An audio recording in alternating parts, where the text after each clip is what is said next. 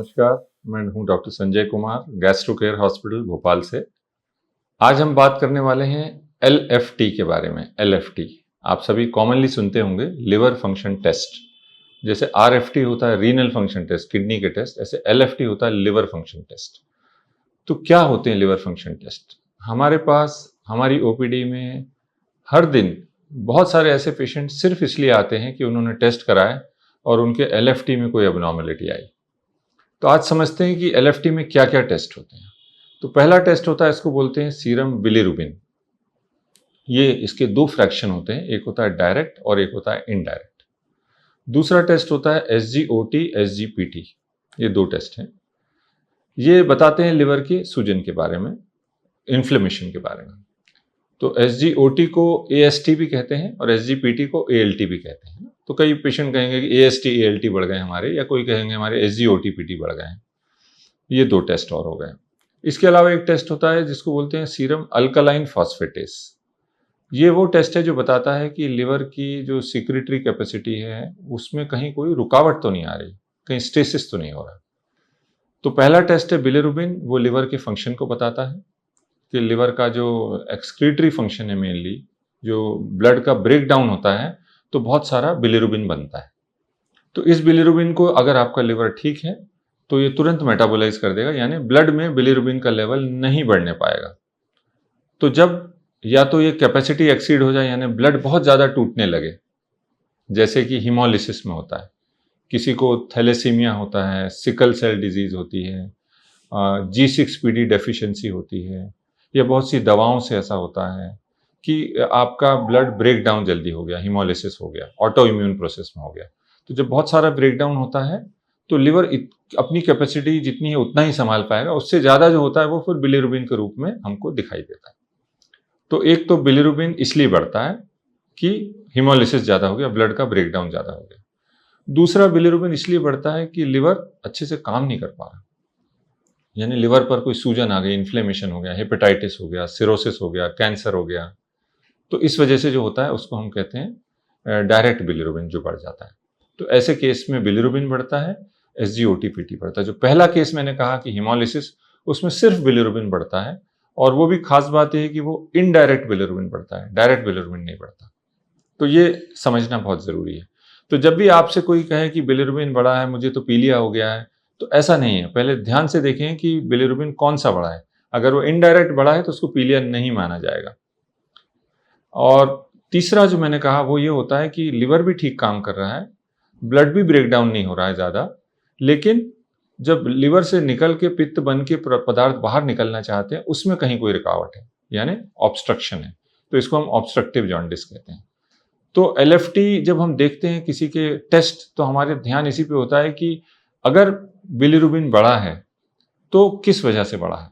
अगर सिर्फ बिलिरुबिन बढ़ा है तो ये हीमोलिसिस हो सकता है, या एक स्थिति होती है जिसको कहते हैं गिलबर्ट सिंड्रोम, यानी वो स्थिति जिसमें इनडायरेक्ट बिलिरुबिन हमेशा ही बढ़ा रहता है। ये जन्मजात होती है और अक्सर परिवारों में चलती है। अगर एक व्यक्ति को है परिवार में, संभव है उसके पिता को भी रही हो, उसके भाई बहन को भी होगी। तो गिलबर्ट सिंड्रोम है, तो इसको सिर्फ समझना ज़रूरी है, इसका इलाज ज़रूरी नहीं है। यहाँ बहुत अनावश्यक रूप से ऐसे पेशेंट इलाज पा रहे हैं बरसों से, जिसका बिलिरुबिन लेवल बढ़ा रहता है और डॉक्टर या कई और लोग समझ नहीं पाते हैं, उसको पीलिया मान लेते हैं। तो अनावश्यक परहेज, अनावश्यक इलाज चलता है। तो अगर आपका सिर्फ इनडायरेक्ट बिलिरुबिन बढ़ा है और आपका हीमोग्लोबिन ठीक है, तो मान के चलें कि आपको गिलबर्ट सिंड्रोम है। अब आती है दूसरी बात कि अगर बिलिरुबिन बढ़ा है, साथ में एसजीओटी, एसजीपीटी भी बढ़े हैं। अगर ऐसी स्थिति है तो इसका मतलब ये है कि आपको लिवर पे सूजन है, जैसे हेपेटाइटिस हो गया है, या कोई ऐसा इन्फेक्शन है जो लिवर के ऊपर भी असर कर रहा है, जैसे डेंगू में होता है, मलेरिया में होता है, हेपेटाइटिस, जॉन्डिस सब में होता है, टाइफॉइड में होता है। इन सब स्थिति में लिवर पे भी असर होता है और बिलिरुबिन के साथ एसजीओटी-पीटी भी बढ़ते हैं। और तीसरी स्थिति वो है जिसमें कि बिलिरुबिन बढ़ा है, थोड़े बहुत एसजीओटी-पीटी भी बढ़ सकते हैं, लेकिन अल्कलाइन फॉस्फेटेस बहुत ज़्यादा बढ़ा है। इसका मतलब ये है कि जो पित्त की नली है उसमें कहीं कोई अवरोध है, ऑब्स्ट्रक्टिव जॉन्डिस है। तो ये तीनों स्थितियों को डिफरेंशिएट आप बहुत अच्छे से कर सकते हैं अगर आप एलएफटी के ऊपर ध्यान दें। तो ये बहुत ही इंपॉर्टेंट स्टेप है। तो जैसा मैंने कहा, हमारे पास ओपीडी में बहुत सारे पेशेंट रोज सिर्फ इसलिए आते हैं कि उनके एलएफटी एबनॉर्मल होते हैं। और वो जो एबनॉर्मलिटी अक्सर ये होती है कि उसमें बिलिरुबिन भी नहीं बढ़ा होता, उसमें सिर्फ SGOT-PT बढ़े होते हैं। तो अब यहाँ आती है बात उस कॉमन बीमारी की जो इस समय परहैप्स विश्व में सबसे बड़ी बीमारी है, और उसका नाम है फैटी लिवर। तो जो फैटी लिवर के पेशेंट का पहला इंडिकेशन होता है, हम कहते हैं कि सभी को एक उम्र के बाद, 30 की उम्र के बाद सभी को अपना हर साल चेकअप कराना चाहिए। एग्जीक्यूटिव हेल्थ चेकअप जैसे होते हैं, जिसमें सब ब्लड के टेस्ट हो जाते हैं, उसमें SGOT-PT भी होते हैं, LFT भी होते हैं। तो उसमें अक्सर SGOT-PT बढ़ा आता है। अगर किसी को फैटी लिवर है तो उसका SGOT-PT बढ़ा होगा। तो SGOT-PT बढ़ने का प्रमुख कारण है लिवर पर चर्बी जमा होना। ये चर्बी या तो शराब पीने से हो सकती है, या शराब नहीं पीने वालों को भी फैटी लिवर होता है, जिसको हम non alcoholic fatty liver disease कहते हैं। ये अक्सर उन लोगों को होती है जिनका वेट ज़्यादा है, मोटे हैं, या जो डायबिटिक हैं, या ये दोनों नहीं है लेकिन वो कोई भी कसरत नहीं करते हैं, बैठे रहते हैं, लाइफस्टाइल, तो खान पान में गड़बड़ी है और एक्सरसाइज का अभाव है। तो इन चीज़ों से फैटी लिवर होता है। तो जैसा मैंने कहा, कॉमन कारण होता है, जो लोग टेस्ट करा के आते हैं वो कहते हैं हमारे SGOT-PT बढ़े हैं। तो हम लोग बहुत ध्यान से देखते हैं, अगर SGOT ज़्यादा बढ़ा है और PT कम बढ़ा है तो ये हो सकता है अल्कोहल के कारण हो, और अगर SGPT ज़्यादा बढ़ा है तो ये non alcoholic fatty liver disease के कारण होता है। और एक बहुत महत्वपूर्ण कारण है कि जब ऐसे ही बढ़े हुए SGOT-PT आते हैं तो हमको हमेशा देखना चाहिए कि इनके शरीर में हेपेटाइटिस वायरस तो नहीं है। और हेपेटाइटिस B और C दो ऐसे वायरस हैं जो शरीर में घर कर जाते हैं। हो सकता है इनको बचपन में कभी B-C का इन्फेक्शन हुआ हो और इनके ब्लड में आज भी ये वायरस दौड़ रहे हैं और लिवर पर असर कर रहे हैं, इसलिए SGOT-PT बढ़े हैं। तो देखा आपने, अगर बिलिरुबिन नॉर्मल है, पीलिया नहीं है, लेकिन OT-PT बढ़े हैं, तो कितनी इंपॉर्टेंट बीमारियां निकल कर सामने आ सकती हैं। हो सकता है अल्कोहलिक लिवर डिजीज हो सकता है फैटी लिवर डिजीज हो नॉन अल्कोहलिक, या हो सकता है हेपेटाइटिस हो जो साइलेंट रूप से शरीर में पड़ा हुआ है। तो अगर हम ये टेस्ट नहीं करते तो हमें कभी पता नहीं चलता अर्ली स्टेज में कि पेशेंट को क्या बीमारी है। और यही पेशेंट अगर इनके SGOT-PT बरसों तक बढ़े रहें, अगर टेस्ट नहीं कराएंगे तो पता भी नहीं चलेगा, क्योंकि लक्षण तो होते नहीं। तो अगर बरसों तक SGOT-PT बढ़े रहेंगे तो धीरे धीरे ये लिवर को डैमेज करते हैं, जिसको हम कहते हैं क्रॉनिक हेपेटाइटिस या सिरोसिस या इवन लिवर कैंसर। तो ये सब उसके आगे आने वाली स्टेज है।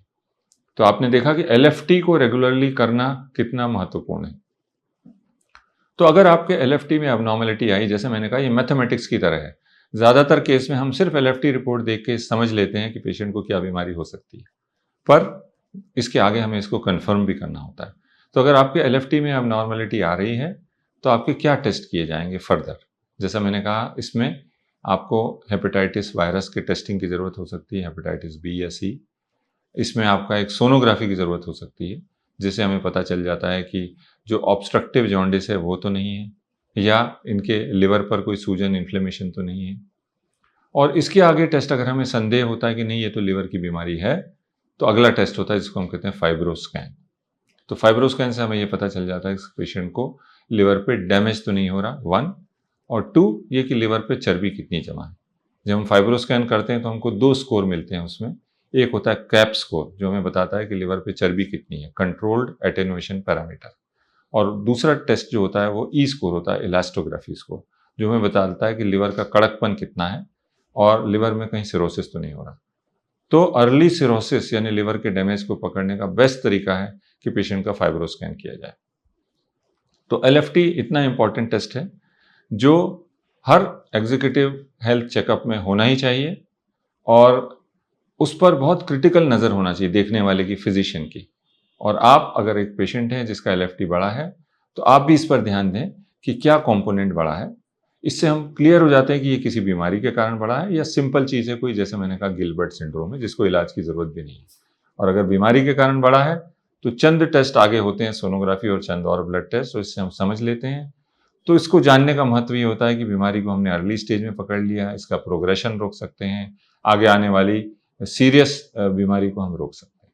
तो LFT से संबंधित ये जानकारी पसंद आई हो तो हमारे चैनल को सब्सक्राइब करें, और अगर आपका कोई भी सवाल हो तो कमेंट बॉक्स में डालें। नमस्कार।